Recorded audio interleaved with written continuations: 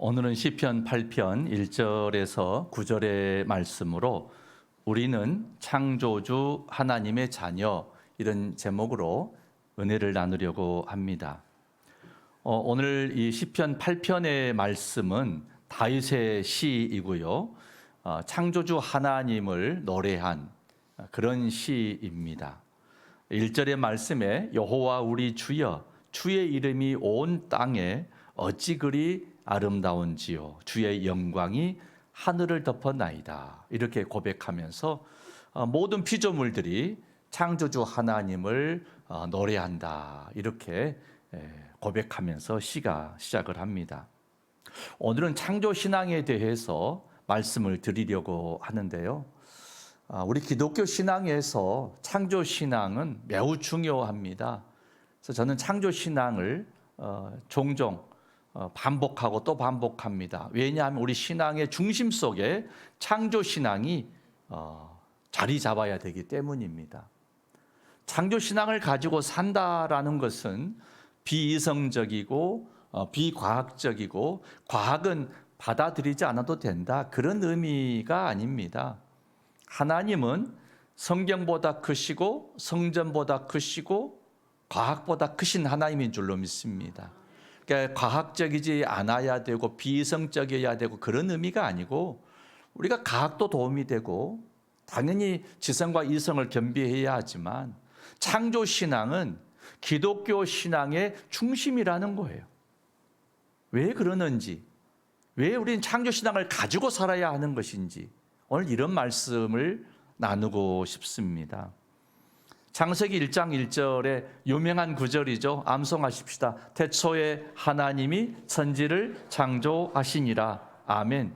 이 구절 정도는 다 암송하시면 좋죠. 다시 한번 암송하실까요? 시작. 태초에 하나님이 천지를 창조하시니라. 아멘.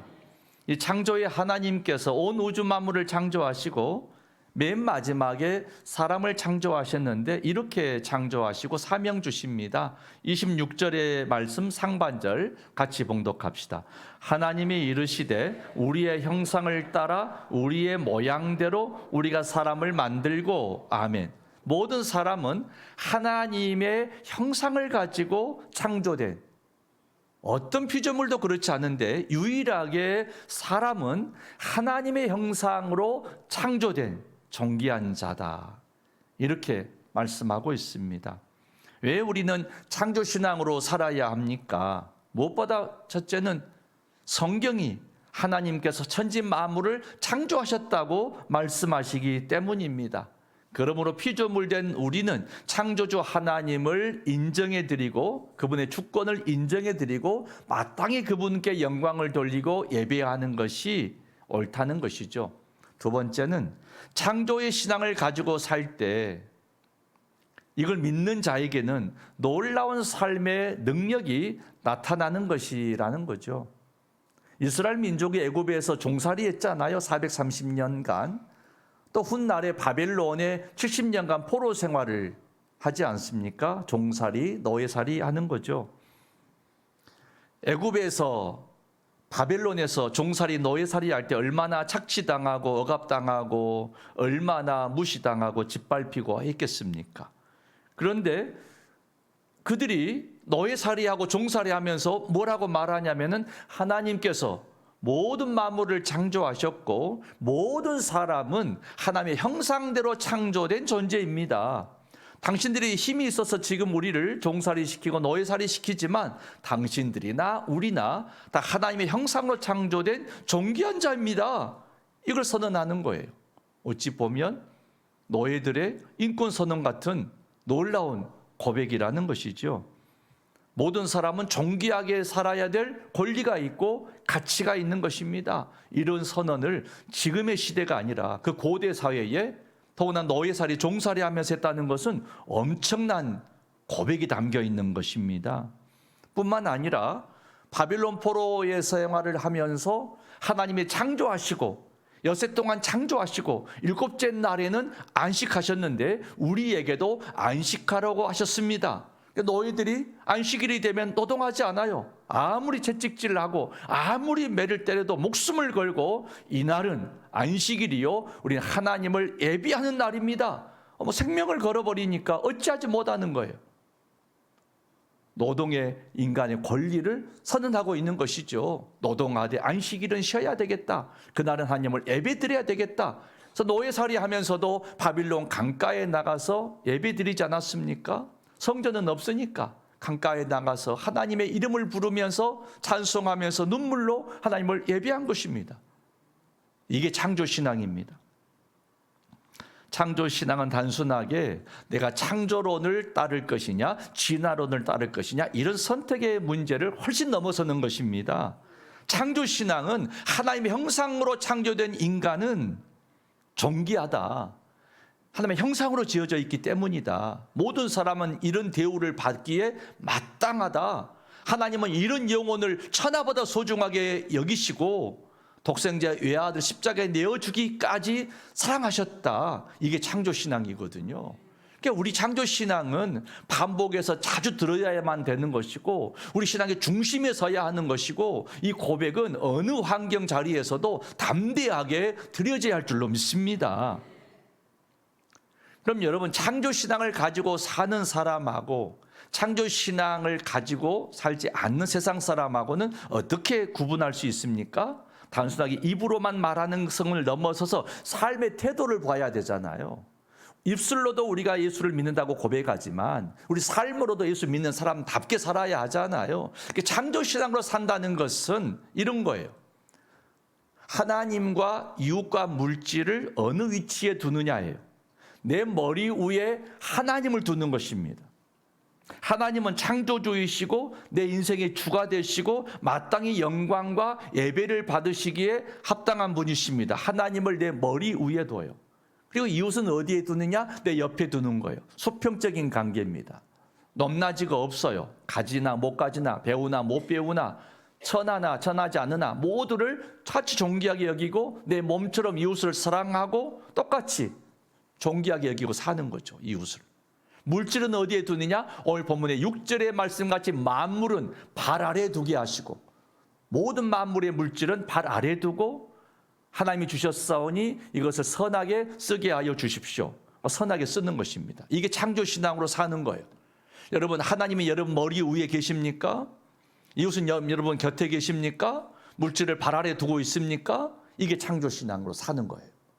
그러면 세상 사람들은 어떻게 살까요? 세상 사람들은요, 하나님을 거기 머리 위에 두지 않아요. 만몬주의, 이 세상의 자본주의 사회 속에서 물질이 내 머리 위에 있어요. 물질을 섬기는 거예요. 물질이 최고예요. 물질에다 목숨을 걸어요. 그럼 하나님은 어디가 있을까요? 내 곁에 있는 것이죠. 나하고 수평적인 관계예요. 하나님은 내가 뭔가 부귀영화를 누리는 데에 도움이 될 때는 찾고 도움이 안 될 것 같으면 찾지 않아요. 필요에 따라 찾고 찾지 않는 거죠. 하나님이 내게 뭔가 필요할 때는 서랍에 꺼내가지고 쓰고 필요치 않다 하시면 서랍에 넣어서 닫아버려요. 이게 하나님을 타협의 관계, 하나님을 존중하고 존경하지 않고 내 곁에서 내게 필요할 때만 찾아지는 그런 관계로 여기는 거예요. 그럼 이웃은 어디에 있을까요? 내 발 아래에 있는 거죠. 내가 뭔가를 안다는 이유 때문에, 가졌다는 이유 때문에, 능력이 있다는 그런 여러 가지 갑질의 이유를 가지고 이웃을 갑질하는 존재로 여기고 받는 거죠. 이게 세상 사람들의 삶입니다. 창조신앙은 이런 삶을 거부하는 거예요. 아니다. 하나님만이 영광 받으시기에 합당한 분이고 결코 어떤 사람도 영광을 받아서는 안 되는 것이다. 모든 사람은 수평적인 관계고 내 몸처럼 아끼고 존경하고 사랑하고 살아야 되는 관계이고 물질은 발 아래 두어야 한다. 아멘이세요? 이게 창조신앙이에요.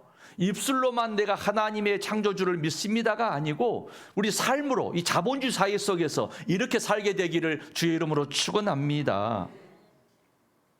우리의 창조신앙은 성부 하나님만 창조주라고 고백하는 게 아니고 성부 성자, 성령, 삼위 하나님이 창조주라고 고백하는 것입니다. 천지 만물을 창조하실 때 성부 하나님이 말씀으로 창조하셨는데 그 말씀은 곧 예수 그리스도시고 성령님은 수면 위에 운행하시면서 창조에 선포된 말씀을 이루도록 역사하시는 분이 성령이십니다. 우리 요한복음 1장 1절의 말씀 같이 봉독하실까요? 태초에 말씀이 계시니라. 이 말씀이 하나님과 함께 계셨으니 이 말씀은 곧 하나님이시니라. 아멘. 태초에 창조에 선포된 말씀, 빛이 있으라 했을 때 그 선포되는 말씀이 곧 예수님이라는 거예요. 요한복음 1장 14절의 말씀도 같이 봉독하시죠. 말씀이 육신이 되어 우리 가운데 거하심에 우리가 그의 영광을 보니 아버지의 독생자의 영광이요 은혜와 진리가 충만하더라. 아멘. 하나님께서 말씀으로 천지 만물을 창조하셨고요. 그 창조의 말씀이 예수 그리스도라고 성경은 말씀하고 있습니다. 여러분 마음 안에 예수님이 계십니까? 바로 내 안에 예수님이 계신다는 것은 창조의 말씀이 있는 것이고 그 창조의 말씀이 선포되어질 때 내 삶에 놀라운 일들이 일어나게 될 줄로 믿습니다. 그러니까 창조의 신앙으로 산다는 것은 내 안에 예수님이 계신다는 것이고 이 말씀이 선포되어질 때에 기적의 삶들을 일으킨다는 거예요. 능력의 삶을 산다는 거예요. 이 창조 신앙은 너무 중요한 것이고요. 우리 삶에 반드시 적용하고 살아야 돼요. 이론으로 머리로만 알고 사는 게 아니고 창조의 신앙을 삶으로 사시는 여러분 되기를 주의 이름으로 축원합니다. 그래서 오늘 세 가지 말씀을 간결하게 드릴 텐데 창조 신앙으로 기도하자는 것입니다. 한번 따라합시다. 창조 신앙으로 기도하자. 창조 신앙으로 기도하는 것은요 놀라운 기적을 일으키는 일들이 됩니다. 누구든지 예수님의 이름으로 모여서 함께 합심해 기도하잖아요. 그 기도를 성령께서 들으시고 일해 주셔요. 이게 창조의 신앙의 고백인 것입니다. 창조 때 하나님이 성부께서 이렇게 역사하실 때 선포하실 때 말씀이 예수님께서 역사하시고 수면 위에 운행하시는 성령님이 역사하신다고 했잖아요. 그래서 우리가 주의 이름으로 기도하면요 성령이 함께 다니시면서 역사해 주세요. 섭리해 주세요. 변화시켜 주세요. 그래서 성령의 역사하심이 함께하면 내 삶이 바뀌고요. 가정이 바뀌고요. 일터가 바뀌어요. 이 사회가 바뀌는 것입니다. 그게 기도의 능력이에요. 창조의 신앙이라는 것은 너무 중요한 거예요. 이 창조 신앙이 없으면 기독교인이 아니에요. 창조 신앙은 단순하게 진화론이냐 창조론이냐 과학이냐 비과학이냐 이런 수준이 아니에요. 창조 신앙으로 산다는 것은 내 인생이 바뀌어버리는 것입니다. 힘없고 무능한 삶이 능력의 삶으로 바뀌어버리는 거예요. 오늘 본문에 나오는 그 2절의 말씀에 어린아이들과 젖먹이들 뭐예요? 힘이 없잖아요. 여러분 젖먹이가 무슨 힘이 있습니까? 어린아이가 무슨 힘이에요? 무능력을 상징하는 거예요. 창조주 하나님을 받아들일 때 권능이 내 삶을 산다는 거잖아요. 우리 삶에 다 같은 것이 뭐 하겠어? 아이고 이렇게 어려운 경제 시대, 불황의 시대에 내가 뭘 할 수 있겠어? 아이고 우리 가정을 내가 어찌할 수 있겠어? 한숨 지고 할 수 없다고 탄식하고 나 너무나 무능력하다고 두렵다고 떨린다고 이게 우리 존재 아니에요? 무서운 질병이 찾아올 때 우리가 어찌할 수 있습니까? 꼼짝 못 하잖아요. 불황이 밀려올 때 우리가 무슨 일을 할 수 있겠어요? 쉽지 않잖아요. 직장에 상사들이 있는데 내 힘으로 뭘 하기 쉽지 않잖아요. 무능력하고 젖먹이 같고 어린아이 같고 힘없는 우리지만 예수의 이름으로 기도하면 창조주 하나님의 능력이 우리 삶 가운데 간섭해 주시고 섭리하셔서 권능의 일들이 일어날 줄로 믿습니다. 이게 창조신앙이에요. 여러분 이 시간에 하나님 나는 지금 젖먹이처럼 힘이 없고 너무나 무능합니다. 어린아이처럼 내가 무슨 힘이 있겠습니까? 알지도 못하고 깨닫지도 못하고 부족하기 그지없습니다. 나 주님을 의지합니다. 창조주 하나님을 내가 믿습니다. 그 믿음으로 기도합니다. 주님이 도와주시옵소서. 주님이 도와주시겠다는 거예요. 두려워하지 말라. 담대하라. 내가 너와 함께함이라. 주께서 이렇게 말씀하세요. 누가요? 창조주 하나님이 약속하시는 것입니다. 제가 언젠가 이야기 드린 것 같은데 남미의 가테말라의 이렇게 알모롱가라는 작은 도시가 있는데 이 도시가요 죽음의 신을 섬겨요. 그리고 얼마나 작은 도시에 술집이 많은지 남자들은요 일자리가 없어가지고 거의 알코올 중독자로 살아요. 도시가 너무 쓰레기가 쌓여가지고 그냥 쓰레기통이에요.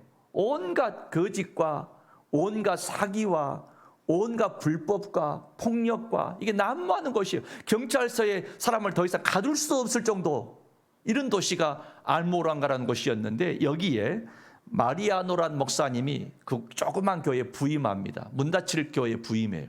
그래가지고 일주일에 3, 4일씩 금식기도 합니다. 하나님, 천지 만물을 창조하신 하나님, 이 부패하고 타락하고 쓰레기통 같은 이 도시가 하나님의 은혜로 에덴 동산과 같이 바뀌게 하여 주시옵소서. 기도하고 주의 이름으로 선포하고 눈물로 금식하고 주의 은혜를 주시라고, 권세를 주시라고, 바꿔주시라고 기도했더니 변화가 일어납니다. 그 교회 성도들이 찾아오기 시작하고, 젖먹이처럼 어린날 힘없던 성도들에게 힘이 생기기 시작하니까 역사가 일어났는데, 병든 자들이 고침을 받고 막 기적들이 일어나니까 수백 명씩 교회 나오기 시작하는 거예요. 수백 명씩이. 도시가 바뀌어 버렸습니다. 36개의 술집이 다 없어지고 33개가 없어졌다고 그래요. 모든 사람들이 정결케 하고 술을 끊어버리고 도시가 변화되어졌는데, 정말로 지금은 아주 모범적이고 살기 좋고 행복한 도시로 바뀌었다고 소문이 났습니다. 할렐루야. 여러분, 세상 사람들은 저건 어찌할 수 없다고 포기하고 힘없다고, 나는 무능력하다고 이렇게 절망하지만, 창조주의 신앙으로, 창조의 신앙으로 주의 이름으로 기도하고 나가면요, 이런 기적 역사들이 일어날 줄로 믿습니다. 마귀가 오는 것은요, 도적질하고 죽이고 멸망시키고 쓰레기통 만드는 거예요. 우리 가정을, 우리 인생을, 내 삶을 이렇게 망가지게 하는 거예요. 그러다 기도하면 성령의 역사하는 줄로 믿습니다. 마귀는 쫓겨나가게 되어 있어요. 그리스도 사랑이 임하면요, 거기 변화가 일어나기 시작합니다. 우리 주님이 오시면은 마귀에게 빼앗긴 모든 것들을 되찾게 하시고 회복해 주시고 에덴 동산의 삶을 살도록 은혜 주실 줄 믿습니다. 여러분, 창조의 신앙으로 우리 기도하십시다. 은혜와 진리가 충만한 삶이 되시기를 주의 이름으로 축원합니다. 두 번째 드리고 싶은 말씀은 창조 신앙으로 자유함을 누리자는 것입니다. 따라합시다. 창조의 신앙으로 자유함을 누리자. 6절의 말씀 같이 봉독할까요? 주의 손으로 만드신 것을 다스리게 하시고 만물을 그의 발 아래 두셨으니. 아멘.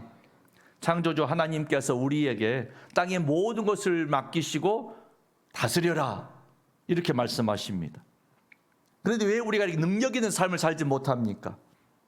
그것은 죄로 말미암아서 죽음의 영, 사망의 영인 마귀에게 사로잡혀 버리기 때문에, 속고 살기 때문에 그렇다는 것입니다. 사람이 죄와 질병, 저주와 절망, 죽음의 노예가 되어서 멸망길로 가고 있는 것은 바로 사단 마귀에게 져버리기 때문입니다. 속고 있기 때문입니다. 예수님이 오신 것은요, 성경에 분명히 딱 기록되어 있어요. 마귀의 일을 멸하러 왔노라. 주님 오신 목적이에요. 따라합시다. 예수님이 오신 것은 마귀의 일을 멸하러 오셨다. 그러니까 우리 믿는 하나님의 자녀들은요, 마귀의 역사를 멸해버려야 되는 거예요. 무찔러버려야 되는 거예요. 떠나게 해버려야 되는 거예요. 할렐루야.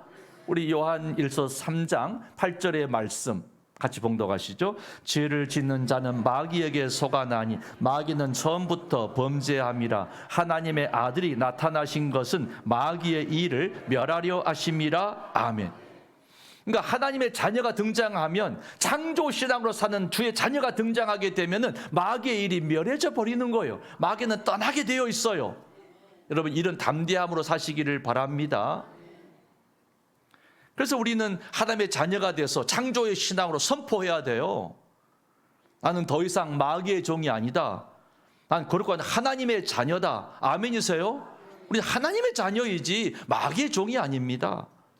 나는 질병에서 벗어나 치료받은 사람이다. 저주에서 벗어나 축복받은 사람이다. 아멘이세요?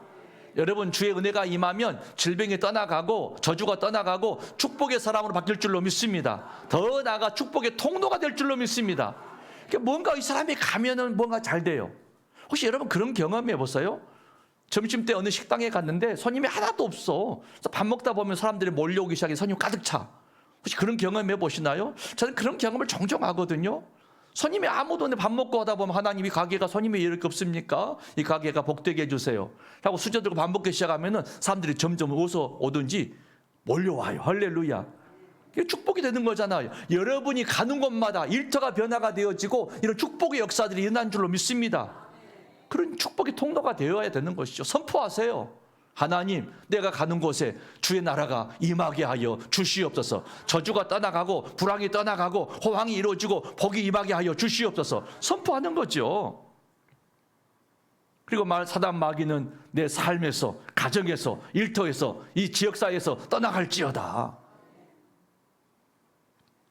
마귀는요, 창조의 신앙을 가지고 주님의 이름으로 담대하게 나가는 성도 앞에 꼼짝 못해요. 더 이상 속이지 못해요. 사단은 속이는 영이요, 거짓말하는 영이라고 했잖아요. 이간질한 영이라고 했잖아요, 사단은. 그런데 예수의 이름으로 기도하고 선포하고 나가면요, 사단은 떠나가게 되어 있어요. 속이지 못해요.